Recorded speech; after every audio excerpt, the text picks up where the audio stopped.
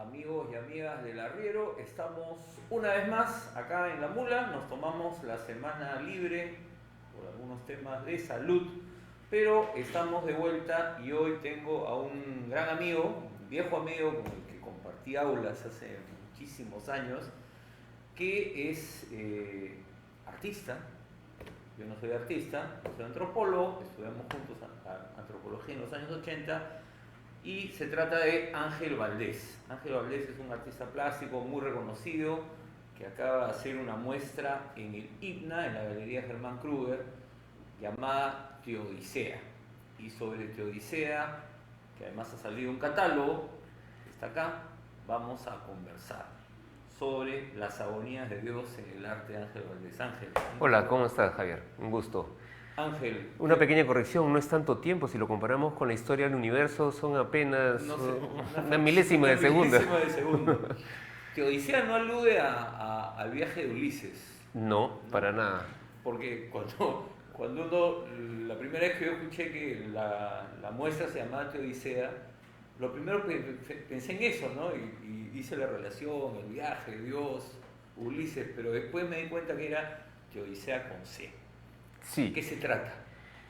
Bueno, Teodicea es un viejo término que se acuña en la época griega, pero que tiene una vida otra con Leibniz, quien propone llegar a la confirmación de Dios a través de la razón.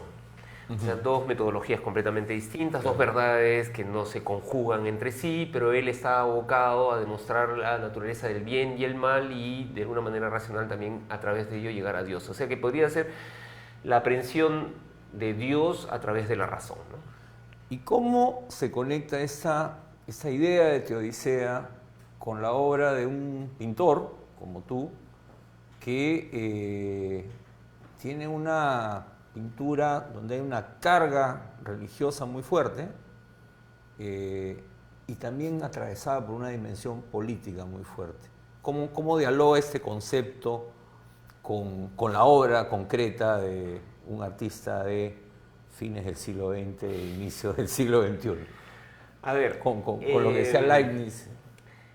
Nosotros pertenecemos a una civilización, la católica occidental, que admite la representación de Dios, la representación física de Dios a través de la pintura, a través de la escultura. Ninguno de los otros tres monoteísmos del Mediterráneo se lo permite, ni los protestantes, ni los judíos, ni los musulmanes.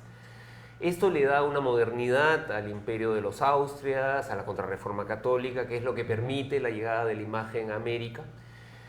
Y esta modernidad pues tiene unas implicancias otras, como por ejemplo una cierta secularización. Si tú no ves a tu Dios, no te resulta familiar. Si lo ves, de alguna manera lo sientes más cercano, lo traes un poco acá a la tierra, ¿no? La gente construye una serie de representaciones permanentemente. Hoy mismo seguramente hay gente que está construyendo nuevas representaciones, ¿no? Exactamente. Ahora, sí. Y entonces nosotros tenemos esta matriz cultural y la llevamos en nuestros genes. Y yo creo que a pesar de que podamos renunciar a la creencia, a la existencia de Dios, portamos en nosotros una serie de elementos culturales que siguen vivos. ¿Podemos llamar a estos elementos culturales dogmas? Yo creo que sí. Y creo que, bueno, dogmas hay en todas las civilizaciones, sean estas iconofílicas o iconofóbicas, creo que dogmas hay en todos. Pero la particularidad de nuestra sociedad iberoamericana es que sí representamos a nuestros dioses, los representamos y por lo tanto representamos a nuestros dogmas, nuestras verdades de fe. Ahora, y esa relación entre imagen y dogma es la que me interesa trabajar. Ahora, ahí además hay por un lado la tradición, vamos a llamarla, no me gusta usar el término, pero prehispánica, precolonia, andina, como se le ha podido querer llamar, ¿no? Y después este encuentro brutal con Occidente y con todas las imágenes tan poderosas que trajeron los españoles. Y hay una imagen que está muy presente en tu obra, que es la Trinidad. Y claro, yo me acordaba cuando éramos alumnos de Manolo Marsal o de Fernando Fuenzalida, y ese era un tema fundamental, en cómo la idea de Trinidad se instala en este mundo y se relabora, ¿no? Porque Por las pesquisas que he hecho, encuentro que organizaciones trinitarias existen en todas las civilizaciones. O sea, hay organizaciones duales, hay la cuatripartición, pero también hay la tripartición. La encontramos acá con los 3 mundos andinos, por ejemplo, ¿no? Y la encontramos también durante el proceso de la evangelización en todas las analogías que hacían los curas para el adoctrinamiento. Una de las que encontré, por ejemplo, en asociación con la Divina Trinidad es el culto al agua. Uno de los ejemplos que se daban durante la evangelización es tal como ustedes adoran al agua, que puede ser a su vez líquido, sólido y gaseoso. Claro. La Trinidad católica es Padre, Hijo y Espíritu Santo. En el caso de ustedes es el agua. En el caso de la fe católica es Dios. Claro, entonces los doctrineros y los misioneros, y bueno, en general todo el aparato de iglesia lo que trataba era de cómo utilizar esos elementos de la cultura con la que se encontraron y traducirla a estas imágenes que después vienes tú y las vuelves a traducir. Sobre todo los jesuitas. Los jesuitas fueron los que más atención le prestaron a las antiguas prácticas religiosas y de qué manera ellos podían crear una especie de sinapsis entre las antiguas creencias y las creencias importadas. Eso nos lleva de nuevo al tema de la razón, ¿no? Nuevamente. Claro, los jesuitas tenían... Claro, también ellos ejercían la razón como una forma de fe, ¿no? Entonces, creo que ahí radica un primer punto de interés, pero el otro punto de interés es el acompañamiento que hace la imagen pictórica a todo el proceso de evangelización. No solo la imagen pictórica, obviamente, la festividad, la procesión, la música, la teatralidad, pero la pintura en particular. Y la pintura porque tiene una encarnación acá, otra. No podemos negar que antes de los españoles existían manifestaciones pictóricas. Las encontramos en los ceramios mochicas, las encontramos en las telas chancay, moches, nazcas y otras, ¿no? Pero el arte de la pintura como un arte fuera de la cerámica, la arquitectura, el telar o otros, no había. El término del arte de la pintura lo introducen los españoles, los europeos en general, y todas las técnicas, la perspectiva, una correcta antropometría, todo el trabajo de luz y sombra que se puede hacer, una serie de simbolismos en torno al color. Y creo que ahí hay también muchísimo material para investigar de cómo la pintura en sí misma no solamente sirvió como evangelización, sino también sirvió de alguna manera como manifestaciones de resistencia, traslapo, desplazamiento de sentido, de motivos que venían de la época prehispánica a la época colonial. Claro, porque no era que estos pintores, ya además los pintores acá, los locales, digamos, en esa época, en la época de la colonia, estaban expresando lo mismo que los españoles podían querer que expresaran, o sea, estaban expresando su propio universo, ¿no? Ahora, ¿Cómo haces tú para este diálogo, esta relaboración con esa producción artística, cultural de hace 400 años o 300 años? O sea, ¿cómo se hace ese puente? ¿Cómo es que llegan ahora estas imágenes tuyas que uno ve que hay una conexión, ¿no? Pero ¿cómo se da ese salto? A ver, podría responderte desde 2 ángulos, ¿no? El primero es muy simple, nos evidencia la porosidad del barroco. O sea, el barroco no es algo rígido, es algo que permite osmosis, que de alguna manera se filtran de una cultura a la otra con muchísima facilidad. En Europa se dio porque trajeron a la época tradiciones grecolatinas, tradiciones hebreas antiguas, tradiciones nórdicas, tradiciones del norte de África, musulmanas, las incorporaron. En el barroco tú encuentras manifestaciones que proceden de esas. Entonces el barroco es esencialmente ecléctico. Claro. Al llegar acá, de una manera inconsciente, digo yo, los indígenas también se encontraron de que podían infiltrar en estas artes manifestaciones suyas. O sea, eso sería la primera respuesta. La segunda respuesta es que el barroco es una manifestación de una profunda crisis del ordenamiento del mundo.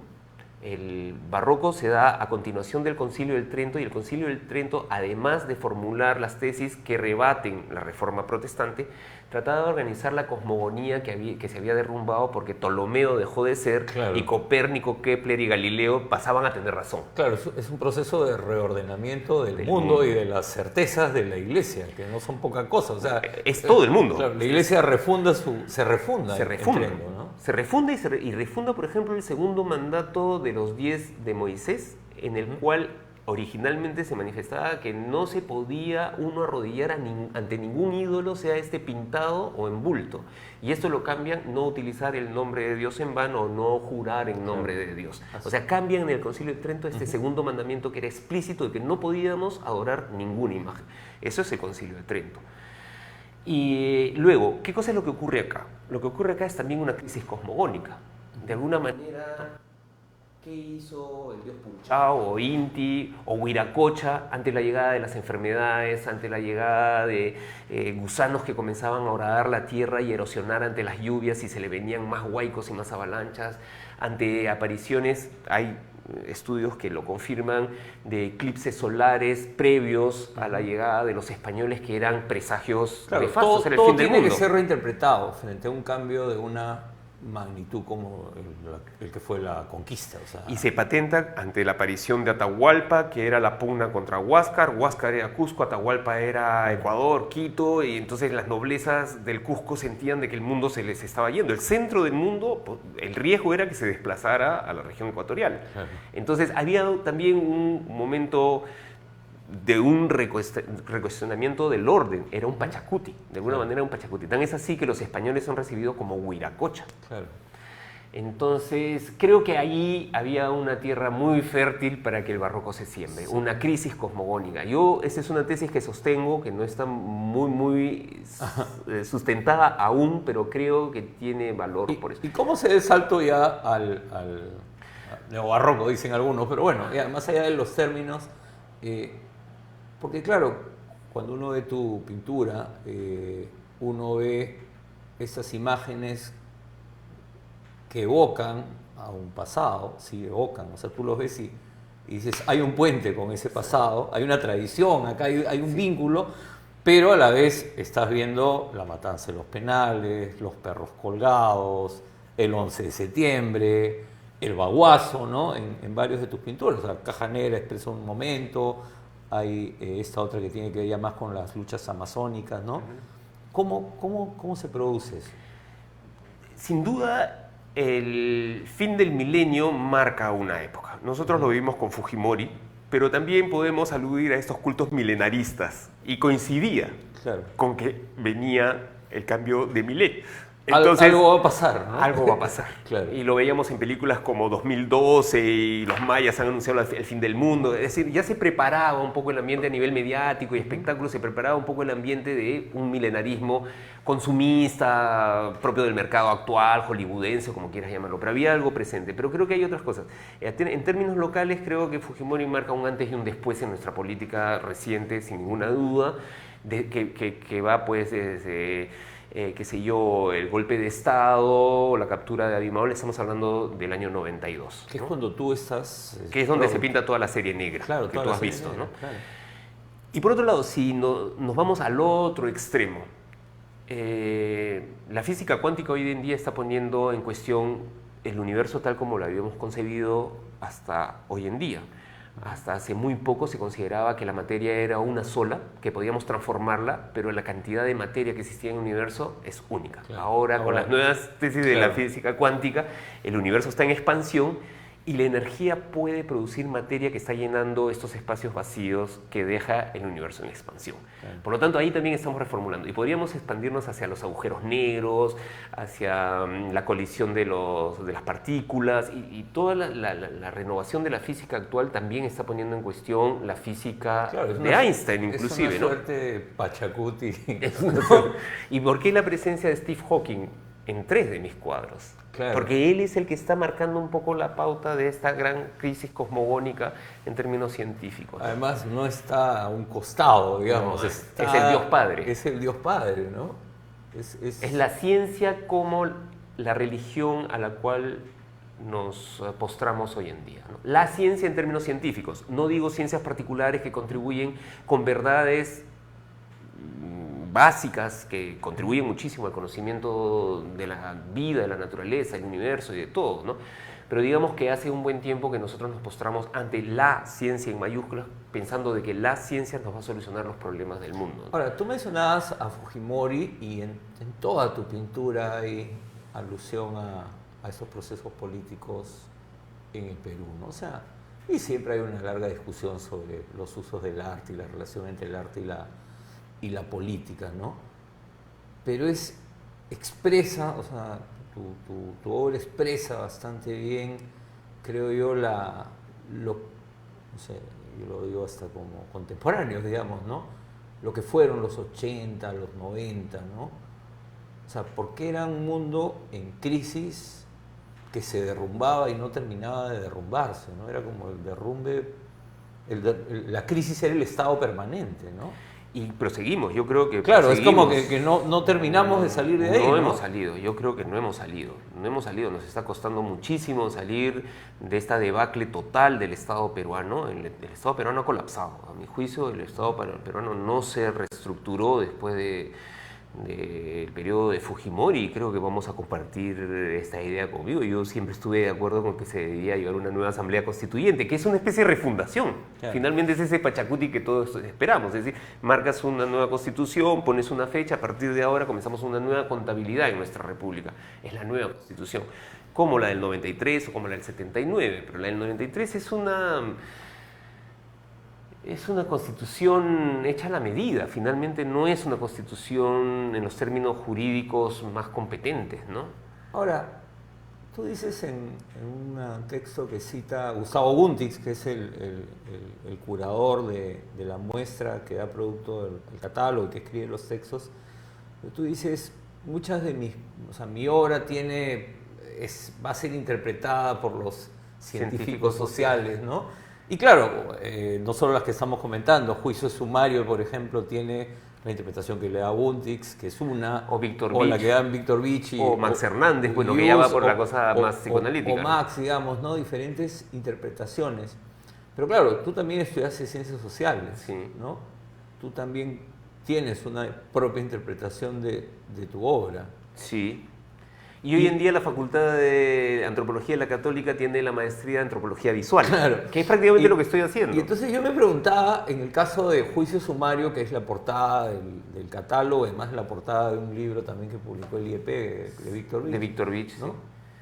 ¿Qué expresa Juicio Sumario, según Ángel Valdés? A ver, El artista que además tiene estudios de ciencias sociales, como ya no de lo ha modo demostrado. dérmico, superficial, encontramos a los perros ahorcados en diciembre de 1980 en las calles de Lima. Ese es el germen. Luego viene la foto de Bendezú, que es una foto casi icónica de Yuyanapac. Claro. ¿no? Yuyanapac pone esa foto en la entrada de la sala entras, y lo tú entrabas y lo ves, primero que veías claro. era el policía subiendo al poste a descolgar al perro, ¿no? Luego, si bien no es el evento trágico inicial de la lucha armada de Sendero, porque ya habían bombardeado la tumba de Velasco, por ejemplo, Claro. ya habían realizado algunos Claro. hechos, esto tiene una connotación simbólica única. Primero porque pobrecitos los perros que han hecho no se merecen Claro, esto, ¿no? claro. La gente piensa así. Segundo, porque cuelga un cartel absolutamente ilegible para el común de las personas donde decía muera Deng Xiaoping. Solamente nosotros los universitarios de Claro. cierto conocimiento de la izquierda podíamos saber quién era Deng Xiaoping en la época, ¿no? Y este conflicto con Lan Ping, la banda de los cuatro, la Claro. muerte de Mao Zedong. Había que estar muy nutrido de la política de la época y de la izquierda específicamente, de un núcleo de la Claro. izquierda para entender ese mensaje. Había que ser casi un iniciado para entender Había el que ser mensaje. un iniciado. Y creo que había algo de eso. O sea, ellos estaban convocando a gente que se sentía ungida, bendecida, de alguna manera, por esta prédica política, ¿no? Y el miedo como el entorno de esta prédica política, ¿no? O sea, la figura del perro tiene una reminiscencia a los perros ahorcados. Pero bueno, no es solamente eso. O sea, el perro es el animal más fiel. La traición de un perro es la traición más grave porque es la traición de tu ser más próximo, más fiel, aquel que lo haces ingresar a tu casa y que puede dormir a tu pie. Que no imagina, Es la porque se traición que no supone que es el leal. Exactamente. ¿No? Entonces es la que debe ser castigada con mayor crueldad, porque se lo merece. Es la peor traición. Que te traicione un enemigo no tiene ningún sentido, pero que te traicione tu fiel. Ahora, escuchándote, disculpa que te interrumpa, un poco anunciaba la barbarie que vino después. O sea, ¿no? Sí, sin duda. Este cuadro hace parte de una exposición que se llama El umbral de la penumbra. Es el mismo año 92. Claro. Días antes de esta exposición fue el golpe de Fujimori, el 5, yo inauguré el 12, Y en febrero habían asesinado a Marilena Moyano. A los meses revienta Tarata. Pocos meses después fue el año... capturan a Abimael claro, Guzmán. fue el año pico, digamos, en términos del impacto nacional de este tipo de hechos, ¿no? Entonces, bueno, luego la horca es otro símbolo importante en la cultura occidental y en muchas culturas la horca es uno de los castigos más duros que hay, ¿no? Y la horca también está asociada a la traición. Por ejemplo, el personaje bíblico que se ahorca es Judas. Claro, Judas. Y podríamos postular que Judas era muy cercano, tenía una admiración muy grande por Jesús y se siente traicionado por Jesús en algún momento y decide venderlo. Entonces la horca yo le encuentro una connotación también con la traición. Y luego la máquina de escribir, a mi juicio, estaría reemplazando el cartel. Okay. Esa es una interpretación. Víctor Vich, por ejemplo, plantea de que la procedencia de la gente de Sendero Luminoso era clase media instruida en universidades de provincias. Claro, eran los jóvenes ilustrados de provincias, un poco lo que planteaba de Gregori, ¿no? Luego, la máquina de escribir puede ser el Poder Judicial y la máquina de escribir puede ser cómo la prensa trató estos casos, ¿no? En todo caso, la máquina de escribir era un poder. La máquina de Es escribir la un expresión del poder. Y hago una observación. Justo en esa época, 90, 91, 92, todos estábamos reemplazando nuestras máquinas de escribir por PCs. Claro, porque ya para un joven de ahora, un chico, este es un objeto de museo. Exactamente. ¿No? Y si te das cuenta, muchos de los objetos que aparecen en mis cuadros son objetos de reciente caducidad. Claro. Aparatos telefónicos, sí, varios. Por ejemplo, Lenin en lugar del Che Guevara o Mao Zedong. Claro. Marilyn Monroe en lugar de Madonna. Es un mundo que desapareció, digamos, ¿no? Que nosotros estábamos viendo desaparecer, ¿no? Claro, y que era parte de nuestro mundo. Y era parte de nuestra niñez. Exacto. Entonces hay algo también transitorio en esto, ¿no? Bueno, puedo darte interpretaciones más prolongadas sobre el perro ahorcado. Ha motivado muchísima reflexión este perro y probablemente esa es la vida de una obra después que el artista la dejó. Porque el artista abandona a su hijo para que otros lo retomen y lo críen y lo alimenten y que de alguna manera lo hagan vivir, ¿no? Claro. No, yo te hacía la pregunta además justamente porque he leído tantas interpretaciones y en la visita a la muestra también la gente va elaborando las suyas propias, ¿no? Bueno, Ángel, se nos ha ido el tiempo. Quiero agradecerte por enviarme el catálogo. Y quiero además, bueno, felicitarte porque realmente esta retrospectiva, porque es una retrospectiva la muestra, 36 años de trabajo. que ahora está en el catálogo, creo que es una obra fundamental, la ha visto mucha gente, y bueno, ya no está, pero tenemos el catálogo de Teodicea, ¿no? Una publicación de IPNA y de Micromuseo. Así es. Lo encuentran en el Instituto Cultural Peruano Norteamericano. Que está en el instituto, que tiene ahí su librería. Agonías de Dios en el arte de Ángel Valdés, 1983-2019. Son los años que nos conocemos, si no me equivoco. Bueno, Ángel, un gusto. Amigos y amigas, nos vemos la próxima semana. Gracias, Javier.